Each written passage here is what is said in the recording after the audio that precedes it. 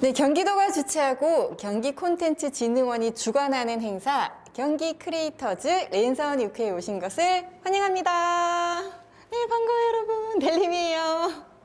네, 온 가족이 함께 즐기는 랜선 위크 오늘이 마지막 날인데요.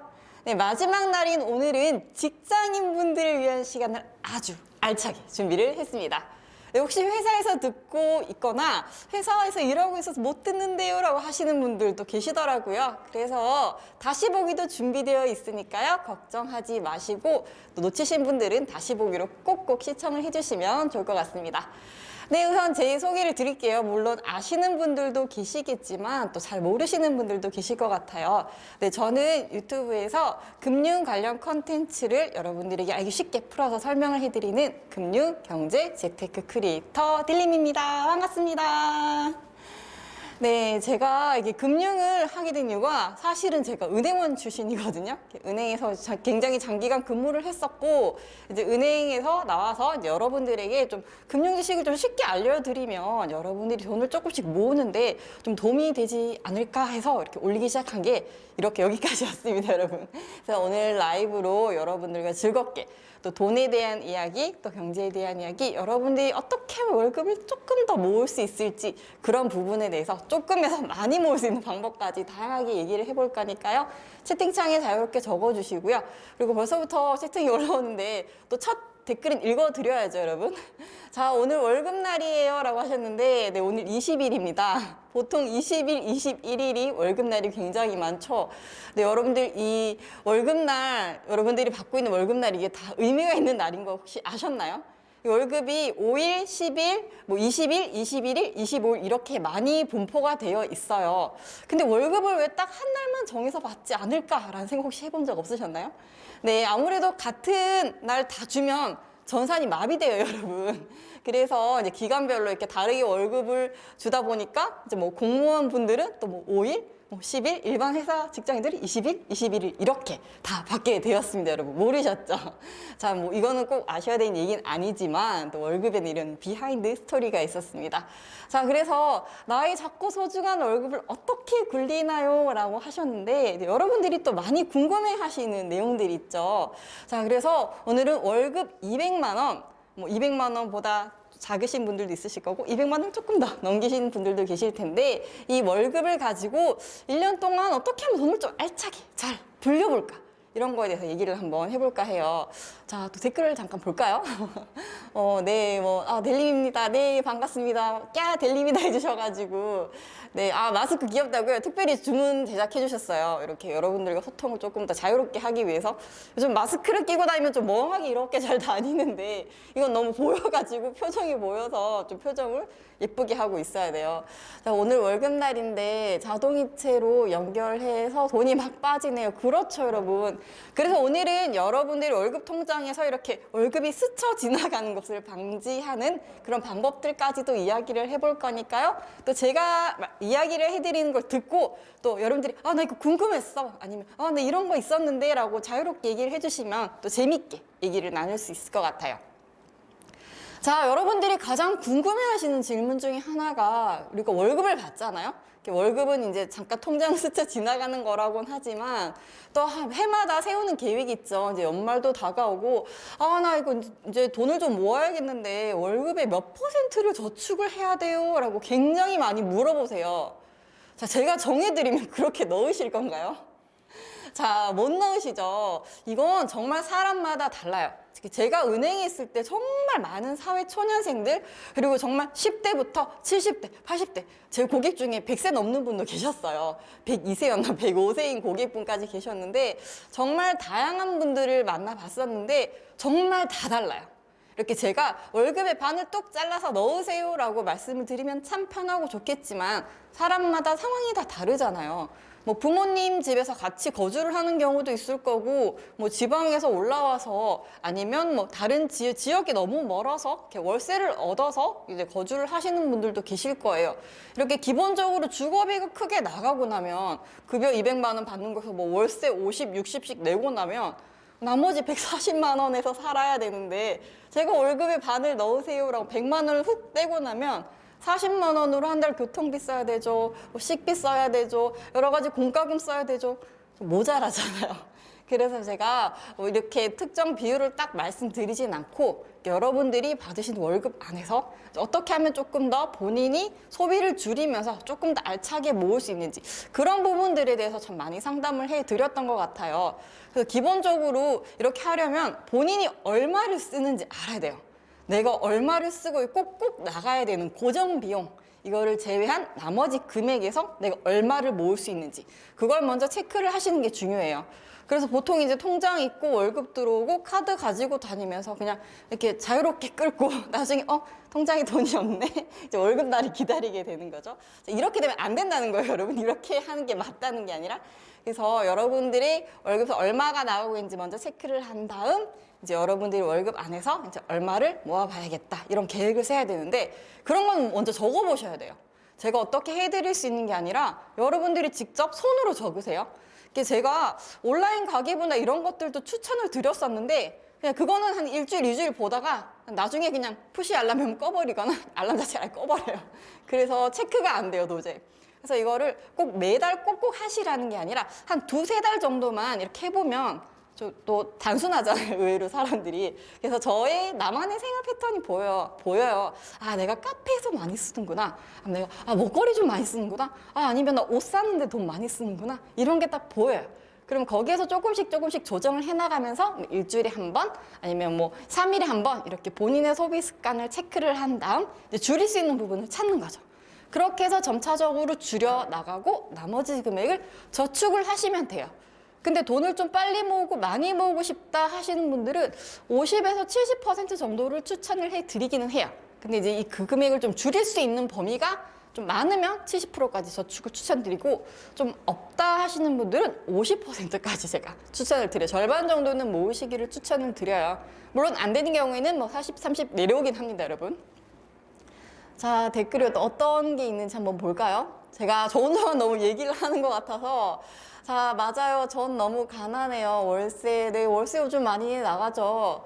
자, 통장 여러 개 있으면 좋은가요? 분류를 해서 쓰던데 자, 통장 쪼개기도 여러분들이 그냥 쪼개기라고 하니까 뭔가 막 해야 될 것 같잖아요. 근데 여러분 부담 가지실 필요가 없어요.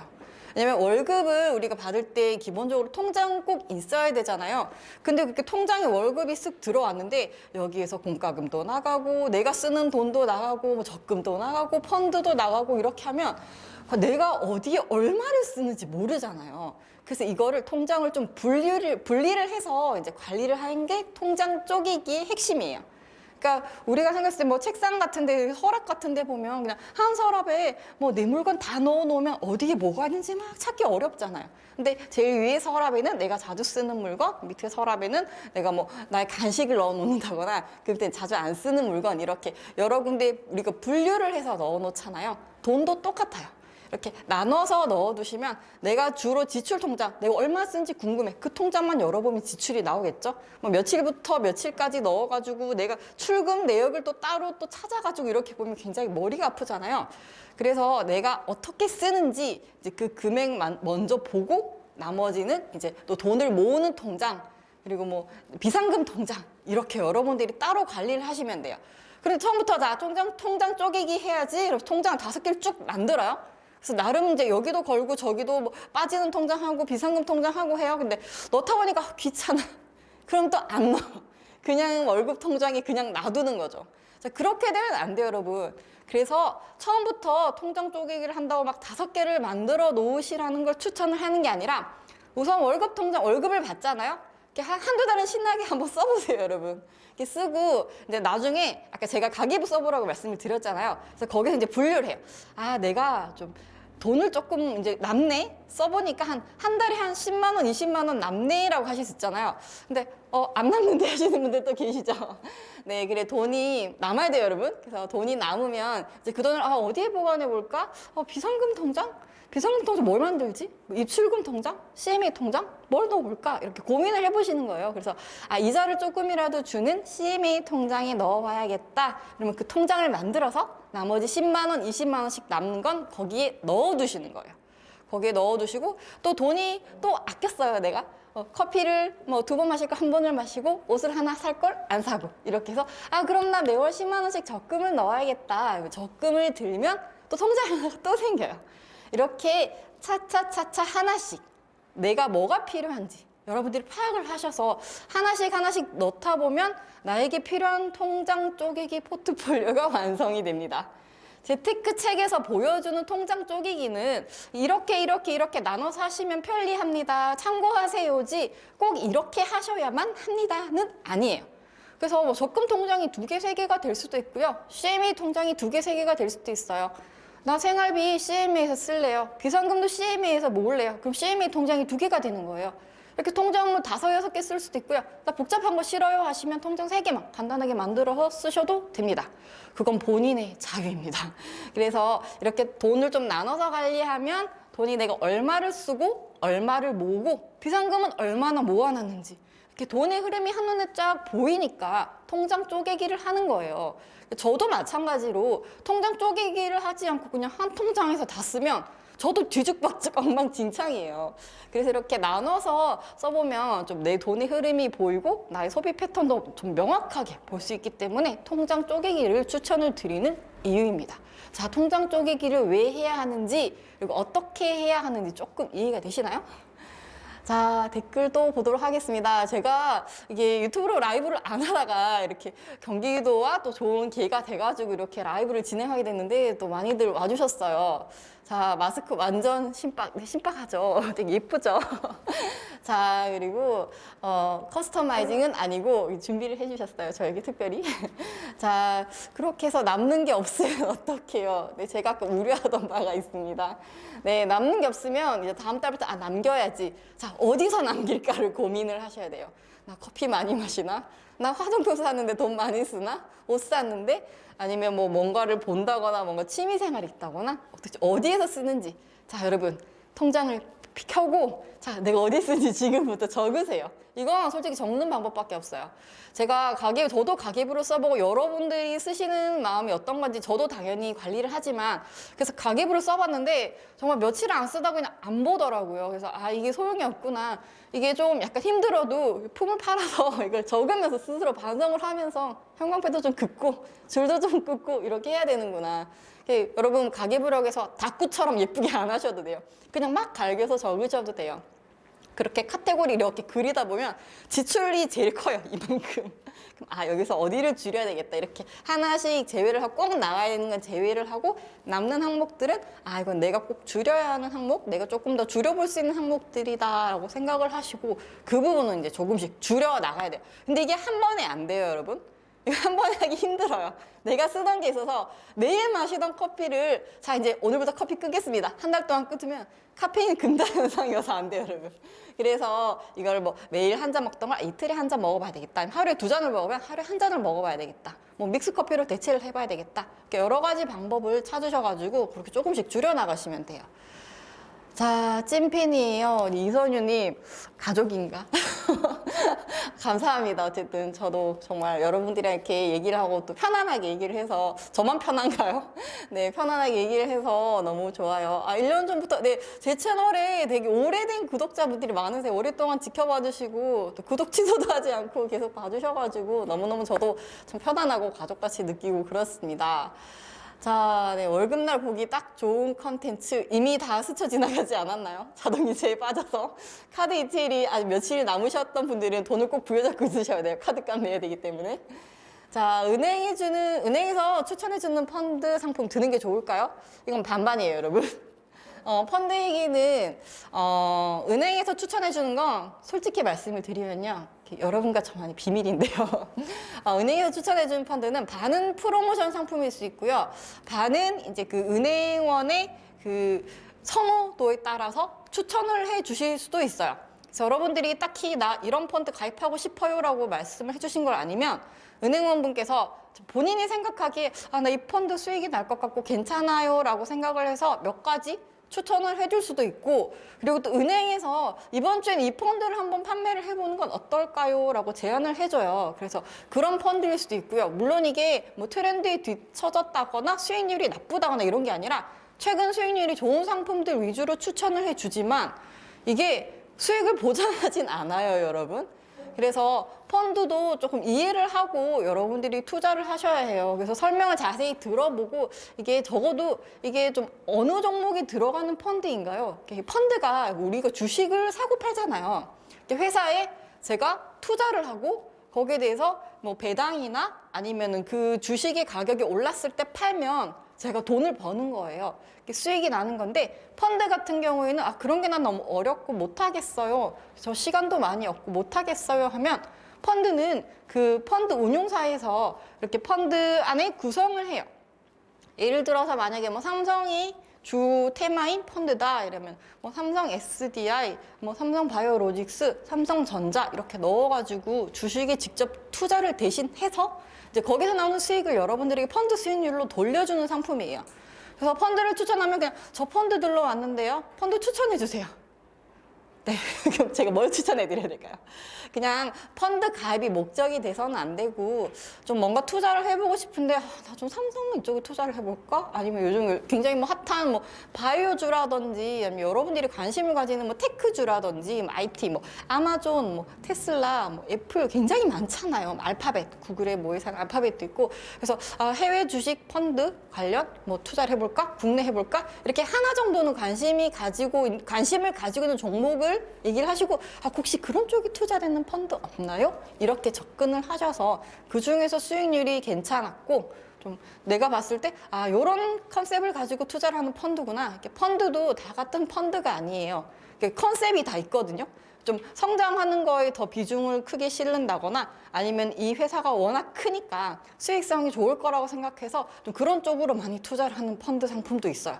그래서 이런 것들을 자세히 안 물어보시죠. 당연히 여러분들은 오시면 그냥 저 펀드 가입하러 왔는데요 라고 물어보시고 이제 정말 10분에 한두 분 정도는 제가 이런 걸 봤는데요 인터넷에서 이렇게 보여주시면서 저 이거 가입하고 싶은데요 뭐 이런 거 있나요? 특히 이제 이런 걸 많이 물어보시는 건 금과 관련된 펀드. 인터넷에 이제 금에 투자를 하고 싶은데요. 금과 관련된 펀드가 있다던데를 듣고 오세요. 그래서 뭐 그런 펀드들도 많이 물어보시고 정말 특이한 거. 정말 일반 분들은 잘 모르시고 은행원들도 심지어 이런 게 있었어라고 할 정도로 뭐 그런 것들 직접 찾아서 오시는데 대부분 좀 그냥 와서 펀드 가입하고 싶다거나 아니면 저 몇 가지 특정 종목을 또 얘기를 하시는 분들도 있어요. 그러면 적극적으로 거기에 맞춰서 저희가 추천을 해드려요. 그래서 펀드를 투자를 하시기 전에 좀 요즘 어떤 게 괜찮은지 그리고 펀드 상품 중에 뭐 이름으로 검색을 해본다거나 아니면은 그런 어플들에 들어가시면 요즘 뭐 관심 있는 그런 내용들만 몇 가지만 항목을 설정해도 관련 펀드를 이렇게 띄워주거든요. 그래서 그런 것들을 여러분들이 참고를 하시면 여러분들이 더 마음에 드는 그런 펀드를 가입하실 수 있을 거라는 생각이 들어요. 자, 백수생할 때 돈을 효율적으로 쓰는 방법 뭐가 있을까요? 네, 뭐 백수라고 해서 돈이 안 나가는 게 아니죠. 돈은 똑같이 써요. 돈은 똑같이 쓰는데 이제 수입이 없다는 게 문제인데 이럴 때는 정말 난감하다 그죠? 어떻게 해야 될지. 그리고 최근에 제가 기사를 봤는데 이제 취업이 좀 어렵고 아직 취업이 안 된 그런 취업 준비생들 같은 경우에 이제 월세가 계속 나가는데 이걸 어떻게 해야 되나 이런 고민도 굉장히 많이 하시는데 요즘 또 월세 대출 상품들이 있어요. 요즘 또 전세를 구하기 굉장히 어렵잖아요. 제가 예전에는 전세 상품들을 많이 추천을 드렸었는데 월세 대출도 있어요. 그래서 취업하기 전까지 월세나 이런 것들을 꼬박꼬박 내야 되잖아요. 불안하잖아요. 생활비 가장 큰 부분을 차지하는 게 주거비인데 그래서 그런 월세 대출이 필요하시면 또 활용을 해보시는 걸 추천을 드리고 또 짠테크 방법이나 이런 것들을 좀 많이 줄여서 내가 소비를 많이 줄여서 좀 최대한 아껴서 내가 생활하는데 필요한 금액이 모자라지 않게 잘 관리하시는 게 중요해요. 그리고 멘탈도 굉장히 잘 관리를 해야 되고 이게 스스로 너무 자존감이 낮아지는 그러면 안 되잖아요. 그래서 그런 부분 잘 관리하시고 돈 관리도 잘 하셔서 생활비를 기본적으로 잘 유지하시도록 이렇게 하시는 걸 추천을 드리고 싶어요. 이런 건 이제 제가 좀 들어봐야지 아는 부분이라서 주거비가 어떻게 나오고 기본적으로 어떻게 세팅이 되어 있는지 좀 봐야지 아는 부분인데 이렇게 문의를 주셔서 그냥 저도 제 생각을 간단하게 말씀드렸어요. 자, 회사에서 몰래 보는, 정혜연님, 네. 아유, 감사합니다. 회사에서 몰래 조심하세요. 뒤통수 조심하셔야 돼요. 팀장님이 보고 있을 수 있어요. 자, 조심하시고, 마스크 웃겨요. 네, 마스크 웃겨요. 예쁜 게 아니고. 자, 너무 어려워요. 네, 그쵸. 네, 맞습니다. 어려워요. 쉽지 않아요. 저도 은행에 처음에 들어왔을 때, 이제 펀드랑 이런 걸 기본적으로 교육을 받아요. 연수원에서. 받고 지점에 왔는데, 분명히 나 배우고 왔는데, 모르겠는 거예요. 그래서 계속 보고 또 보고 보고 또 보고 물어봐도 모르겠는 거예요. 그래서 이게 진짜 어렵구나 라는 생각으로 저도 계속 공부를 하다 보니까 조금씩 투자를 해보고 하다 보니까 알게 됐고, 그래서 좀 손님들 그리고 이게 좀 쉽게 설명을 많이 해드렸는데, 이제 그런 부분을 여러분들에게 좀 알려드리려고 제목이 또 나왔지 않겠습니까? 자, 그래서 하나씩 제가 또 차근차근 설명을 드릴게요. 어떤 게 어려운지 아니면 궁금한지 댓글로 달아주시면 좋을 것 같고요. 자, 주식 투자해서 월급 굴려보고 싶은데 아마존 같은 주식은 너무 비싸요. 네, 그렇죠. 많이 비싸죠. 이게 금액이 100단위예요. 이런 주식들은. 자, 근데 여러분 혹시 그거 아시나요? 이게 주식을 한 주를 꼭 사야 되는 건 아니에요, 여러분. 요즘 증권사 앱이나 그런 뭐 투자 앱 같은 거 보면 주식을 0.001주 이렇게 쪼개서 살 수가 있는 거 아시나요? 400만 원짜리 내 월급 2달치인데 내 월급 2달치를 아마존에 테슬라 이렇게 밀어넣기엔 너무 내가 힘들어지잖아요. 그래서 사보고는 싶은데 어떻게 해야 될까? 월급 2달치를 좀 허리띠를 꽉 졸라매고 뭐 해야 되나 이런 고민을 하셨을 수도 있는데, 요즘에는 이렇게 아까 말씀드렸던 것처럼 주식을 0.01주 이렇게 뭐 400만 원짜리면 뭐 4만 원에 0.01주를 소유하고 나도 이제 주주가 되는 거죠. 심적인 주주, 정말 미미하지만 저렇게 주주가 될 수 있는 방법도 있으니까 그런 것들도 참고를 하시면 여러분들이 조금씩 투자를 해보실 수 있는 그런 기회가 있으니까 참고를 하시면 좋을 것 같아요. 너무 좌절하지 마시고요. 네, 해보시면 됩니다. 직장인들이 하기 좋은 부업이나 세컨잡 같은 게 뭐가 있을까요? 어떤 게 좋을까요? 요즘 정말 뭔가 많아요, 여러분. 할 수 있는 게 너무나 많아요. 저는 지금 유튜브를 하고 있는데 어떻게 보면 저도 이제 예전에는 은행원이었고 현재는 유튜브 뭐 크리에이터잖아요. 저도 직업을 한번 바꿨는데 꼭 바꾼다기보다 저는 요즘 그런 생각이 들어요. 예전에는 부업이라 그러면 그냥 메인 직장이 있고 진짜 부업의 개념이었어요. 정말 뭐 요즘에는 인형 눈알을 대는 사람도 있겠죠. 인형 눈알이나 정말 안경다리 이렇게 찍거나 나사 쪼거나 저희 부모님이 예전에 그런 부업을 하셨어가지고 진짜 그런 게 부업이라고만 생각을 했었는데, 요즘에는 회사 생활 하시면서 뭐 블로그라든지 뭐 인스타그램이라든지 유튜브라든지 디지털 미디어를 활용할 수 있는 게 너무나 많아요. 나의 취미 생활이라든지 여러분들이 평소에 관심이 있었던 그런 분야에 대해서 진짜 뭐 앞에 어디 나가서 전문가라고 말하긴 그렇지만 우리 집에서는 내가 방에서는 전문가야 라는 생각이 들면 그런 관련 내용들을 여러분들께 적어서 올리면 또 많은 분들이 공감해 주실 수도 있고, 또 거기에서 여러분들이 또 부가적인 걸 할 수 있어요. 뭐 책을 출판한다든지 아니면은 그런 거 관련 강연을 한다든지 여러 가지 할 수 있는 게 너무나 많더라고요. 그래서 본인의 취미라든지 본인의 관심사라든지 이런 것부터 시작을 하는 게 저는 좀 안전하다고 생각을 해요. 아무것도 모르는 내가 난 내일부터 금융 크리에이터 하겠어. 자, 공부하는데 아마 6개월을 다 쓸 것 같아요. 그래서 평소에 뭐 나는 이렇게 뭐 손재주가 있어서 나는 평소에 이렇게 뜨개질이나 뭔가 이렇게 좀 그런 수편물 이런 뜨개질 같은 걸 안 해서 뭔가 뭐 모자도 한 개 뭐 조그마한 한 개 만드는 게 너무 좋아라고 하시면 그렇게 한 코 한 코 뜨는 방법부터 영상으로 올려보는 것도 좋고, 예쁘게 만든 작품들을 이렇게 인스타에 올려보는 것도 좋을 것 같아요. 그래서 디지털은 제가 추천을 드리는 이유가 시간과 공간의 제약이 없어요. 뭔가 다니고 뭔가를 하려면 항상 내가 움직여야 되는데 이거 내가 이동하면서도 할 수 있고 또 집에 와서 쉬면서 그리고 주말에도 할 수 있고 좀 시공간의 제약이 없어서 자유롭게 할 수 있기 때문에 저는 제가 유튜브를 하고 있지만 정말 디지털과 관련된 그런 일을 하시는 걸 추천을 드려요. 그래서 본인의 관심사를 한번 잘 체크를 해보시고 내가 어떤 걸 하면 좋을지 오늘부터 한번 고민을 해보시면 좋을 것 같아요. 자, 그리고 수화로도 배울까 생각 중입니다. 음성어로 몰래 보시는 중이라고요? 나중에 다시 보기 됩니다. 꼭 한번 보시길 바랄게요. 자, 그리고 포스트 코로나 시대에 어떤 자기 개발을 해야 할까요? 정말 세상이 급변하고 있습니다, 여러분. 4차 산업혁명 아시죠, 여러분?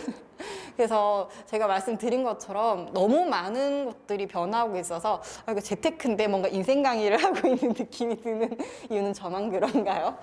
너무 많은 게 바뀌고 있어서 그 안에서 여러분들이 하실 수 있는 걸 찾으면 너무 좋을 것 같아요. 요즘 보다 보면 뭐 광고도 그렇고 뭐 이런 게시물들도 그렇고 그런 이제 변경되는 그런 부분들을 워낙 많이 알려주기 때문에 그 안에서 관심을 찾으시면 되거든요. 너무 많아서 제가 일일이 열거해 드릴 수 없을 정도로 그런 부분들을 찾아서 뭐 자기 개발, 뭐 부업을 하실 것을 추천을 드릴게요. 이선유님은 어떤 분야에 관심이 있으신가요? 그것도 알려주시면 또 얘기를 하면 좋을 것 같아요. 유익한 델링 강의 유익한가요? 네. 몇 살이신가요? 네, 저는 5살입니다. 자, 이제 어느 정도 답변을 해드렸고, 또 댓글을, 제가 질문을 드린 걸 댓글을 달아주시면 제가 또 얘기를 계속 나눠보도록 할게요. 자, 그리고 요즘 금리가 굉장히 낮아요, 여러분. 이렇게 인터넷 상품이나 이렇게 가입을 뭐 적금을 하나 그럼 넣어봐야겠어. 나 델림 얘기 듣고 적금 하나 넣어봐야지. 이러고 인터넷에 딱 들어갔는데 적금 금리를 보면 정말 깜짝 놀랍니다, 여러분. 금리가 정말 1%, 2%대예요. 요즘 이제 보다 보면 금리가 뭐 5%, 12%막 이렇게 주는 적금들이 있는데 실제로 보면 그런 것들은 다 연계가 되어 있는 상품들이에요. 뭐 카드를 얼마 이상 써야 되고 뭐 몇 개월 동안 얼마 이상 꾸준히 써줘야 되고 이런 조건들이 붙어 있는 상품이라서 내가 그렇게 실제로 쓰고 있다면 그 적금을 가입하는 게 도움이 되겠지만 그 금리를 받기 위해서 그런 부수적인 요건들을 충족하려면 오히려 버는 것보다 이자를 받는 것보다 손해가 더 커요, 여러분. 그래서 실제로 금리가 1% 내외라고 보시면 되는데 적금은 이자를 많이 받기 위한 거라기보다는요, 여러분.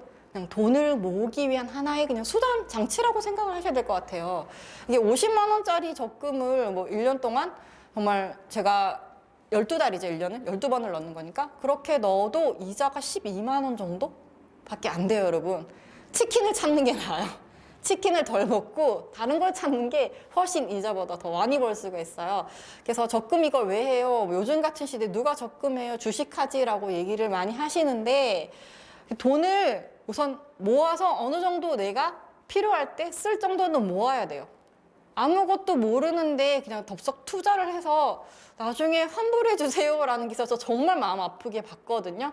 최근에 주식 투자를 했다가 주식이 이제 마이너스가 나서 이게 집을 살 돈이었는데 마이너스가 나서 깜짝 놀란 거예요. 왜냐면 그 주식이 모든 사람들이 다 수익이 날 거고 잘 될 거라고 얘기를 했던 주식이었는데 돈을 넣자마자 확 까지니까 5천만 원이었던 게 반토막이 나서 2,500만 원이 되어 있고 막 이러니까 얼마나 충격적이겠어요.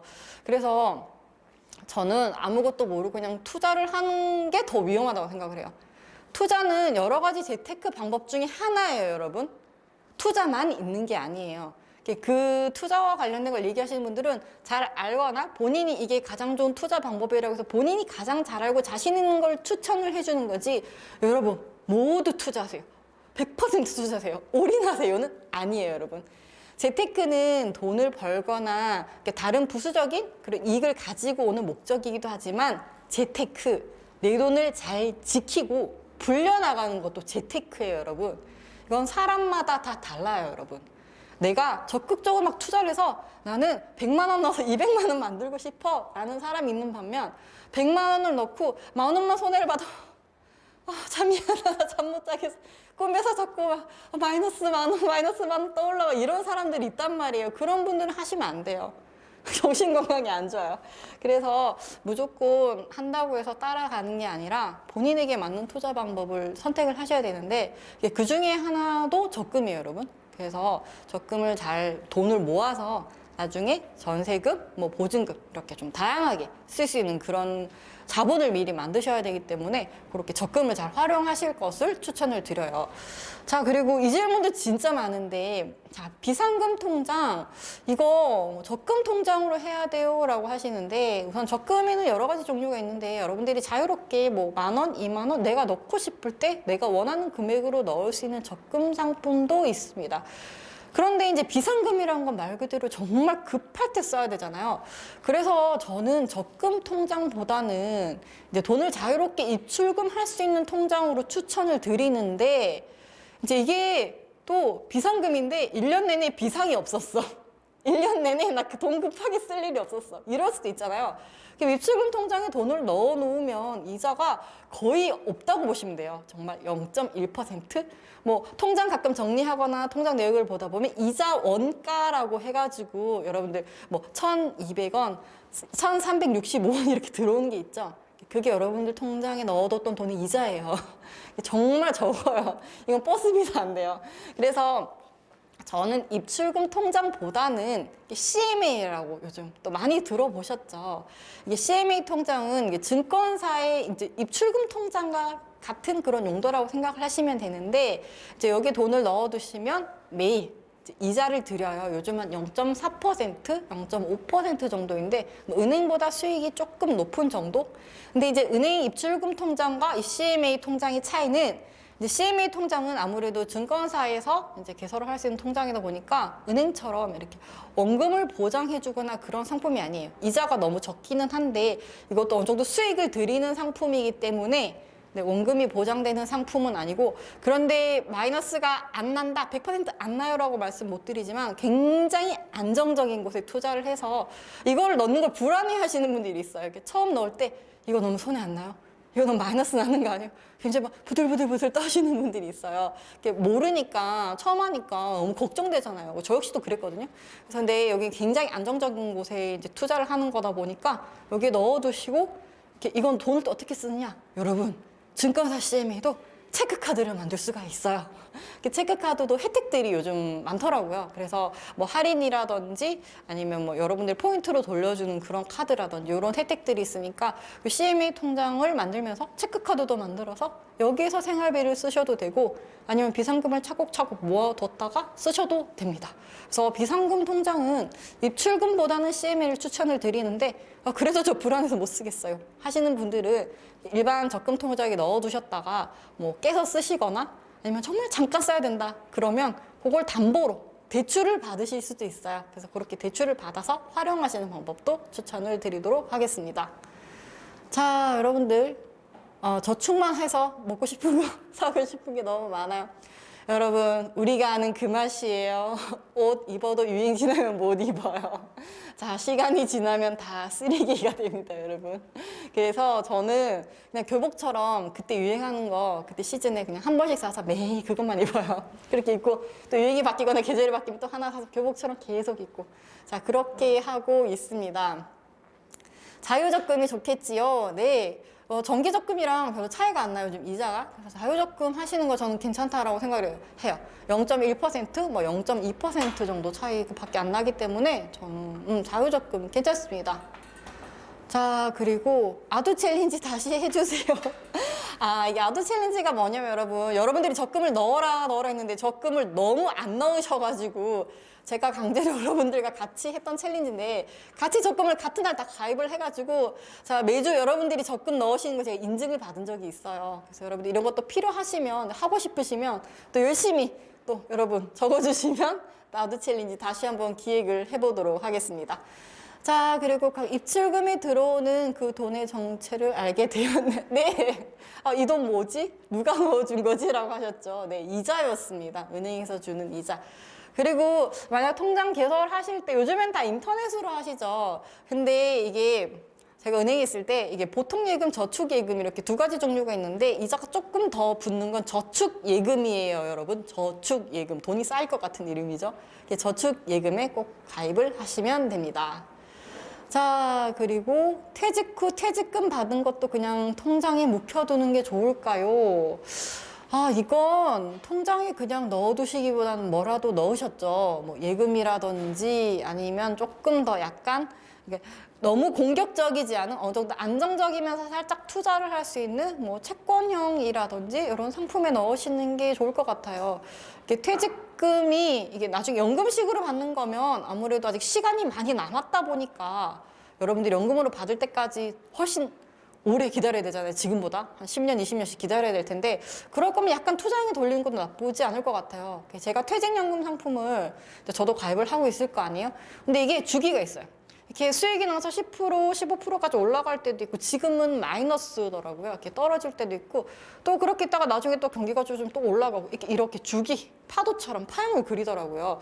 그래서 이건 제가 내일 당장 찾아 쓸 돈이 아니고 나중에 진짜 50, 60대 나중에 받을 거기 때문에 저는 떨어져도 크게 걱정을 하지 않아요. 올랐다고 크게 기뻐하지도 않아요. 지금 당장 쓸 게 아니기 때문에. 그래서 이렇게 좀 약간 투자를 하면서 수익을 가져갈 수 있는 그런 상품에 투자를 해보시는 것도 좋을 것 같아요. 너무 내가 공격적인 성향이 아니다 그러시면 조금 안정적인 약간 중간 정도 아니면 약간 안정적이면서 살짝 투자를 하는 정도의 그런 상품을 하시기를 추천을 드려요. 자, 카카오뱅크 세이프박스 이런 게 많은데 그런 것도 쓰시나요? 저는 지금 K뱅크 써요. 그게 더 이자가 높아서요. 카카오뱅크 세이프박스 쓰고 또 K뱅크에서 요즘 프로모션을 굉장히 많이 해서 요즘엔 K뱅크에 넣어뒀습니다. 여러분 이렇게 우리는 철새입니다. 여기 갔다가 높은 데로 옮겨 다니시면 돼요. 자, 그리고 친구가 비상금 통장으로 CMA를 추천해 줬었는데, 네, 요즘 재테크 좀 뭔가 이렇게 입문을 했거나 재테크 공부 좀 했다 하시는 분들은 다 CMA는 알고 계시거든요. 그래서 CMA 통장을 안 만들어 봤다면 요즘에는 뭐 어플로 바로 가입 가능하고 체크카드도 바로 신청이 가능하니까 활용을 하시면 좋을 것 같아요. 자, 그리고 물 한 모금, 제가 말을 너무 혼자 달렸나요? 네, 이태랑 님도 오셨고, 네, 다들 반갑습니다. 네. 열심히, 시간이 길지 않기 때문에 열심히 달려야 해요. 여러분들과 얘기를 할 시간이 많지 않아서 잠시 좀 숨을 좀 고르고 또 여러분들이 많이 궁금해 하신 걸 한번 말씀을 드릴게요. 자, 제 채널 중에 내 월급을 부탁해라고 여러분들의 월급을 이렇게 쭉 적어서, 명세를 적어서 보내주시는 그런 코너가 있어요. 그래서 여러분들 월급을 얼마로 받고 제가 여기 이렇게 돈을 쓰고 있어요. 뭐 고정 지출은 얼마고 저 또 뭐 비고정 지출은 얼마고 그리고 이렇게 쓰고 있고 데이트 비용 얼마 쓰고 있고요. 저 뭐 이렇게 나가고 있고요. 뭐 이렇게 쫙 적어주시는 게 있어요. 이제 그런 코너처럼 여러분들이 좀 많이 궁금해하시는 그런 내역들을 제가 뭐 정리를 해서 가지고 와봤거든요. 자, 그래서 보통 여러분들이 이제 사회생활 하시면 보통 뭐 1년 차도 계실 거고 뭐 2년 차, 3년 차, 4년 차, 5년 차까지 계실려나? 이게 뭐 보통 댓글에 보면 저 10년, 뭐 13년 이렇게 얘기를 해주시는 분들도 굉장히 많아요. 그래서 사회생활을 언제 시작하셨는지에 따라서 이렇게 연차는 다 다를 거라고 생각을 하는데 보통 이제 1년 차, 2년 차에 굉장히 고민이 많죠. 자, 보시면 제가 말씀을 드릴게요. 자, 연봉 2,700만 원에 보험비를 10만 원, 그리고 교통비를 15만 원, 식비 20만 원, 월세 35만 원, 학자금 대출 40만 원을 쓰는 직장인 A씨가 있습니다. 이름을 말할 수 없으니까 제가 A씨라고 말씀을 드릴게요. 네, 우리 PD님 친구분이래요. 자, 그래서 연봉 2,700만 원인데 이러면 아마 연봉이 2,700이면 월 실수령액이 200이 안 될 거예요, 아마. 이런 거 저런 거 다 떼고 보험료 다 떼고 나면 한 1,700, 1,800 정도 될 것 같은데 자, 그래서 보험비가 10만 원이 나간다고 하는데 여러분 또 보험도 굉장히 어렵죠. 보험은 저도 어려워요, 여러분. 왜냐면 약관이 이만하기 때문에.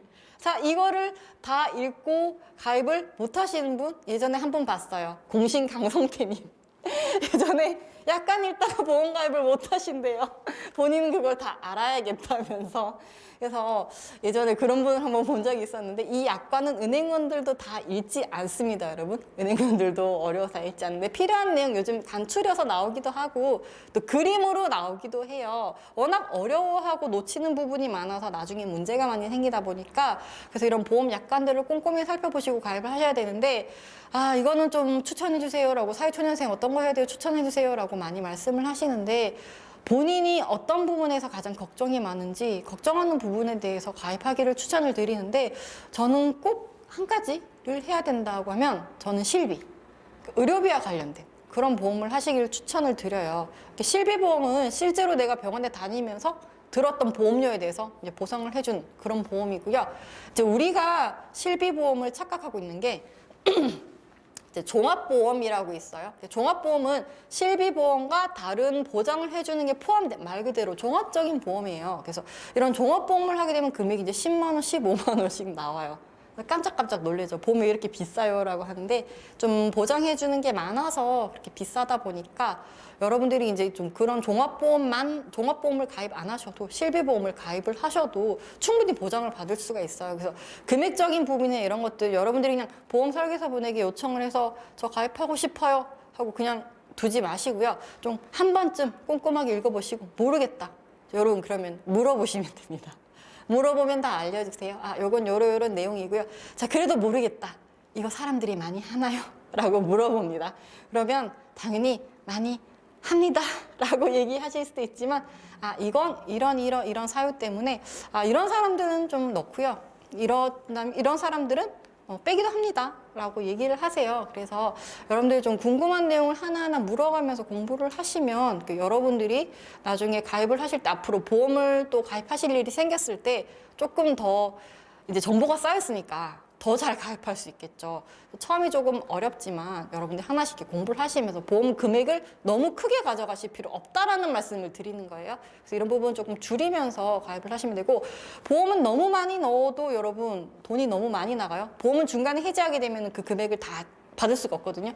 그래서 그런 부분들까지 잘 체크를 하고 이제 여러분들이 주의를 하셔서 가입을 하시기를 추천을 드려요. 보험에 대한 자세한 내용이었기 때문에 보험은 이 정도로 말씀드리면 될 것 같고, 교통비도 15만 원이나 쓴다고 하셨는데 굉장히 먼가 봐요. 여러 번 차를 타시는 것 같은데, 교통비도 요즘 교통비가 일부 할인되는 카드라든지 아니면 뭐 광역교통카드라든지 줄일 수 있는 부분이 많이 있더라고요. 그래서 그런 부분들도 참고를 하시면 여러분 좋을 것 같아요.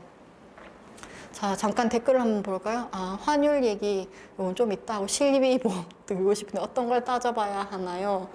근데 실비보험은 여러분 기본적으로 잠깐 말씀을 드리면, 실비보험은 내가 아파서 병으로 이렇게 병에 걸려서 들어갔을 때 입원을 하거나 이렇게 드는 보통 입원비가 많거든요. 그래서 병이나 아니면 팔이 부러졌어요. 이렇게 내가 다쳤을 때 이렇게 들어갔을 때 이렇게 보장을 받을 수 있는 부분이 있는데, 요즘에는 제가 입원을 하면 바로 돈이 나오는 게 있는데, 그런 건 보통 보험료가 그 한 항목에 대해서는 2, 3만 원씩 해요.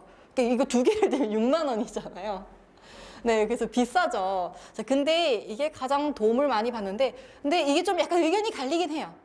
우리가 살면서 병원에 몇 번 입원해요? 라고 말을 하는 경우도 있고, 또 의외로 또 자주 다쳐가지고 실비보험 정말 저는 너무 좋았어요 라고 하시는 분들도 있어요. 이건 정말 만에 하나의 상황을 대비해서 가입을 하는 거라서 이건 제가 좋아요, 뭐 별로예요 라고 말하기 좀 애매해요. 제가 은행에 있을 때 어떤 일이 있었냐면, 어떤 남자분께서 목발을 짚고 오셨어요. 어떤 거 도와드릴까요? 이렇게 말씀을 드렸더니 저 보험 가입하고 싶어요 이러시더라고요. 근데 어떻게 다치셨어요? 그러니까 자전거 타다가 차에 쿵 부딪혀서 넘어졌는데 다리가 똑 부러졌대요. 그래서 저 가입하고 싶은데 라고 하셨는데, 다친 상황에서 가입이 안 돼요 여러분. 그래서 건강할 때 보험은 가입을 하셔야 되고, 여러분들이 좀 생각을 했을 때 그래도 이거 정도는 해야 되겠다라고 생각이 들면 너무 금액을 많이 키우기보다는 좀 금액을 최소한으로 가져가면서 나에게 필요한 항목들을 좀 조정을 해서 가지고 가시면 돼요. 다 조정이 돼요 여러분. 항목도 조정이 되고, 입원하면 15만 원이 나오게 할지 10만 원이 나오게 할지 이런 것들도 조정을 다 할 수가 있어요. 그래서 모르면 못 물어보잖아요. 그래서 그런 거 잘 챙겨서 물어보시길 바랍니다.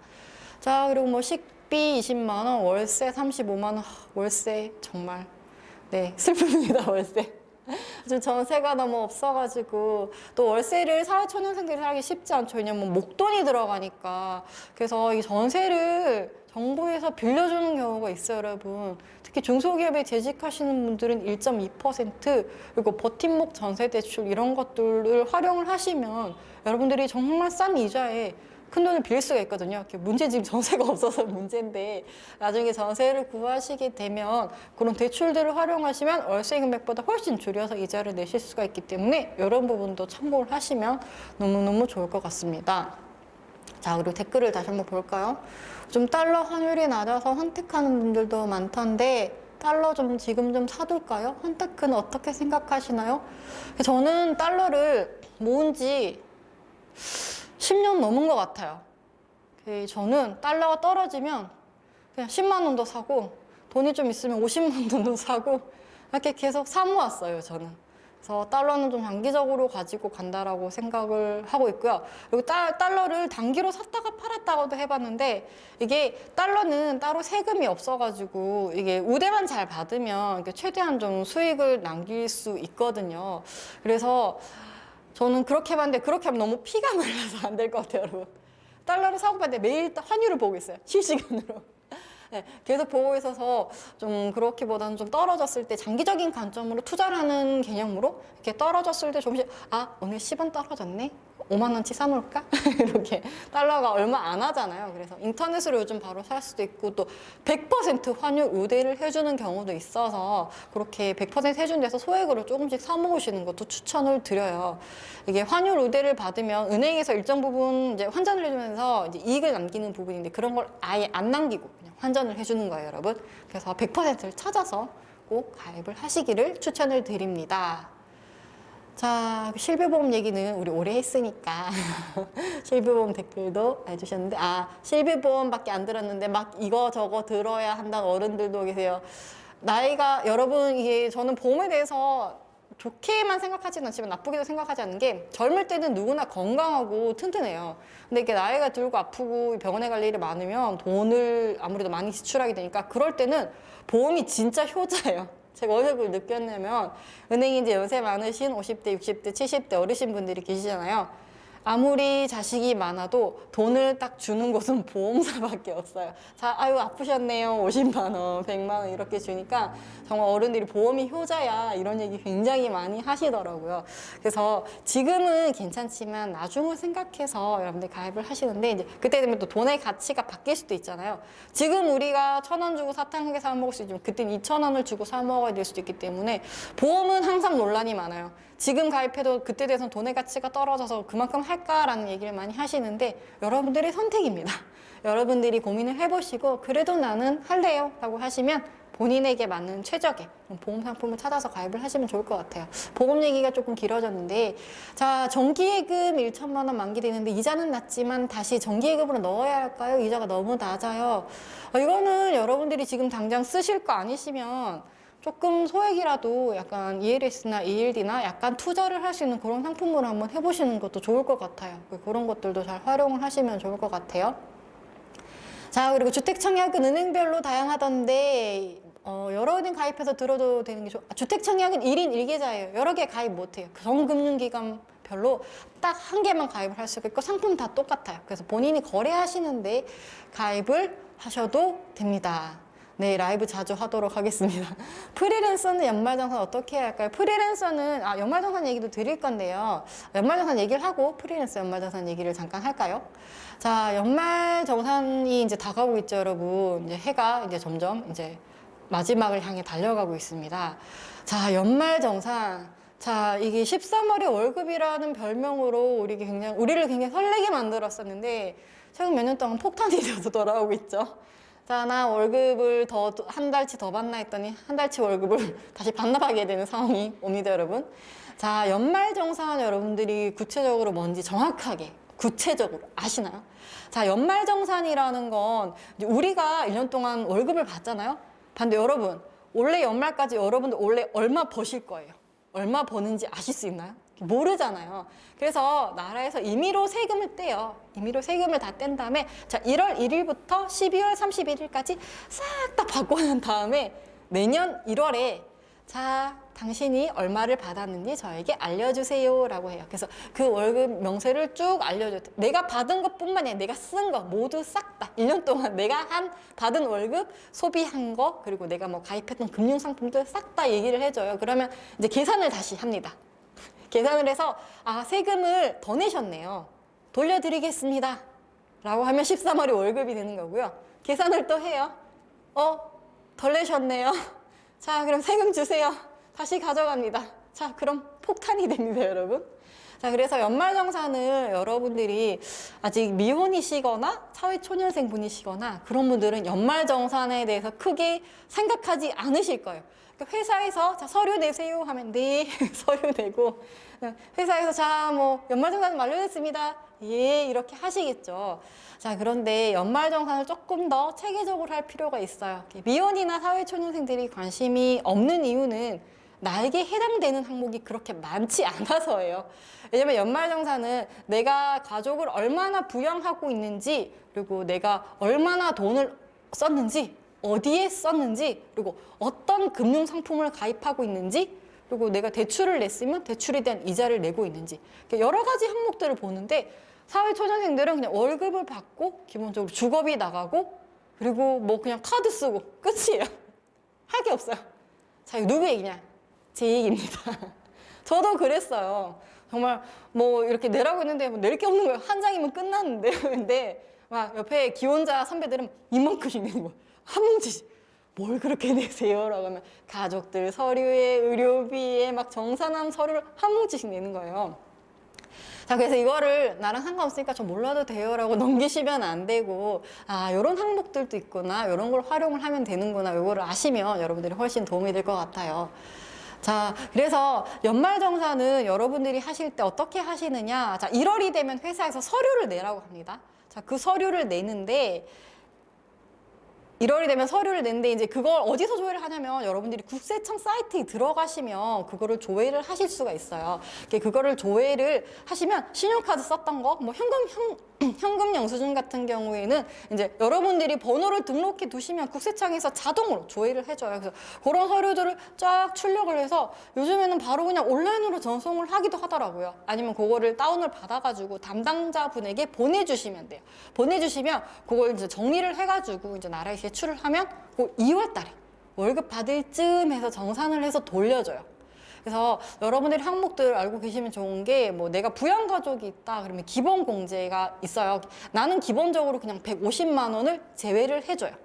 난 150만 기본적으로 조회를 해주고, 또 가족들이 있으면 또 거기에 맞춰서 뭐 150만 원 이렇게 제외를 해주고, 또 신용카드 사용 금액, 내가 번 금액의 25%를 넘어가는 금액에 대해서 또 나라에서 공제를 해주는 게 있고, 또 뭐 의료비라든지 보험이라든지 연금이라든지 청약저축이라든지 이런 것들을 여러분들이 가입을 하셨으면 그런 것들도 다 공제를 해줍니다. 자, 그럼 공제 방법은 어떻게 하느냐? 자, 이게 소득공제가 있고 세액공제가 있는데요. 소득공제 같은 경우에는 내가 연간 뭐 3천만 원이에요, 연봉이.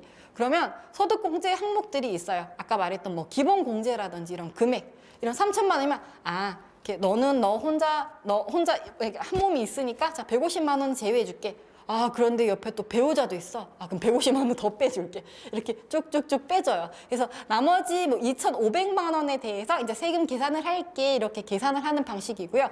세액공제는 3천만 원인데 세금이 예를 들어서 만약에 뭐 300만 원이 나왔어요. 그럼 이 300만 원 나온 금액에서, 아, 너 청약저축 가입했구나. 그러면 내가 96만 원을 빼줄게. 이런 식으로 이제 세금 금액에서 빼줘요. 그래서 세금 금액 이걸 더하고 빼기를 해서 만약에 마이너스가 나면 돌려줘요. 세금을 제가 더 낸 거예요. 근데 이게 플러스가 되면 세금을 제가 덜 낸 거라서 저에게 세금을 받아가요. 자, 이건 또 어디서 확인을 하느냐? 자, 국세청 연말정산 간소화 사이트가 있어요. 여기 들어가시면 여러분들이 미리 넣어보실 수가 있는데 지금 오픈이 되어 있어요. 그래서 거기 들어가셔서 보시면 되고요. 1월이 되면 조금 더 정확한 자료들을 체크할 수가 있어요. 그래서 여기 넣어보시고, 아, 내가 연말정산해서 돌려받을 수가 있구나. 아, 나 세금을 더 낼 수가 있구나. 이런 걸 체크를 하셔야 되고, 그리고 전산도 점점 좋아져요. 그래서 여러분들이 나중에 이제 연말정산 다 끝나고 난 다음에 이걸 조회를 해보시면 3년간 제가 연말정산 했을 때 어떻게 소득공제가 되고 세액공제가 됐는지 확인을 하실 수가 있거든요. 그걸 보시면서 이제 2021년에 연말정산을 준비하는 그런 모습을 보여주셔야 돼요, 여러분. 아, 내가 좀 이 부분에서 좀 아쉬웠구나. 이 부분에서 좀 더 보강을 써야 되겠구나. 이런 게 있는데 자세하게 설명을 드리고 싶은데 이건 좀 내용이 길어가지고요. 제 채널에 올려놓을 테니까 나중에 오셔서 보세요. 그래서 뭐 신용카드를 얼마를 쓰고 체크카드를 얼마를 쓰고 이런 게 있는데 그런 부분도 여러분들이 좀 잘 참고를 하셔서 쓰셔야 되고, 자, 연말정산 이렇게 얘기를 하는데, 아, 그래요, 연말정산, 네, 잘 알겠습니다. 그냥 할게요 라고 하시는데, 연말정산이 왜 중요하냐면 여러분들이 상품을 가입을 하시고 이렇게 투자를 해서 수익을 가지고 오는 것도 중요한데요. 예를 들어서 이제 13월이 월급이라고 말씀을 드렸는데 만약에 제가 월급을 200만 원 받고 있는데 월급만큼 돌려받잖아요. 예를 들어 제가 3천만 원의 연소득을 받는 사람이에요. 근데 만약에 200만 원을 돌려받았다고 가정을 했을 때 여러분 수익률이 몇 프로인지 아세요? 여러분 이게 거의 한 4%? 4.5% 정도 돼요. 굉장히 높죠. 그래서 여러분들이 이 나의 연봉을 담보로 이렇게 1년 동안 정산을 해서 그만큼 이자를 받아갈 수 있으면 다른 것보다 훨씬 이자가 높아요. 그래서 여러분들이 그런 것들도 참고를 하셔서 연말정산도 하나의 재테크다라고 생각을 하시면 좋을 것 같아요. 그래서 연말정산에도 여러분들이 잘 대비를 하셔야 되는 거죠. 자, 그래서 연말정산을 한번 나중에 하고 난 다음 아니면 이번에 할 때 좀 영수증이나 이런 것들 꼼꼼히 잘 챙기시고 특히나 올해는 코로나 때문에 카드 사용 금액에 대해서 더 공제를 해주는 게 있어요.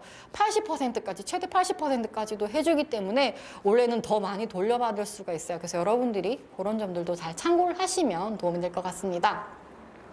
자, 시간이 얼마 남지 않았는데 댓글들도 좀 볼까요? 자, 채팅창에 쳐주신 걸 보니까 혜택이 좋은 신용카드 고르는 방법 알려주세요.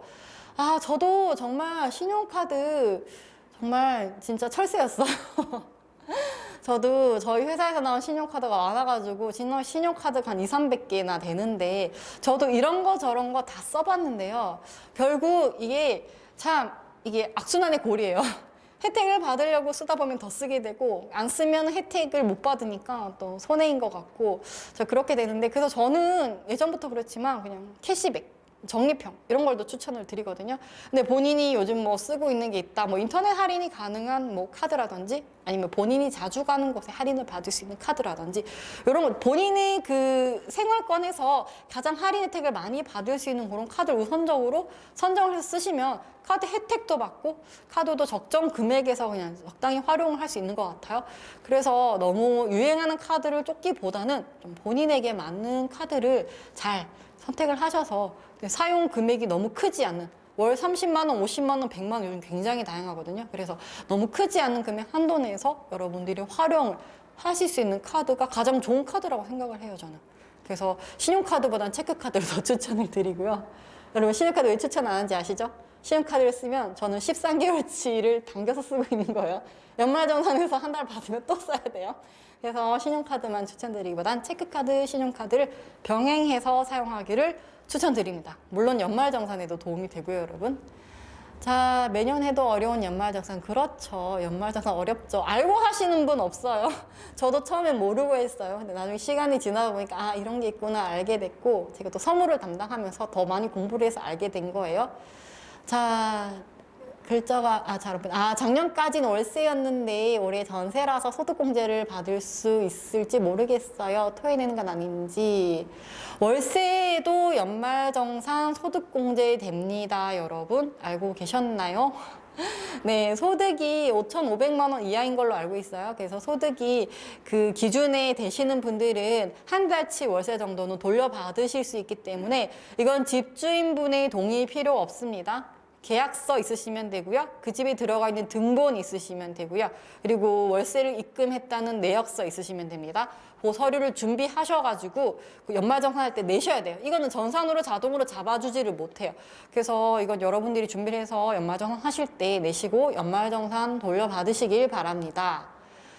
자, 수익률로 접근하니까 화가 나네요. 그렇죠, 여러분. 결국 금액으로 말씀을 드려요. 여러분들이 화가 안 나으시더라고요.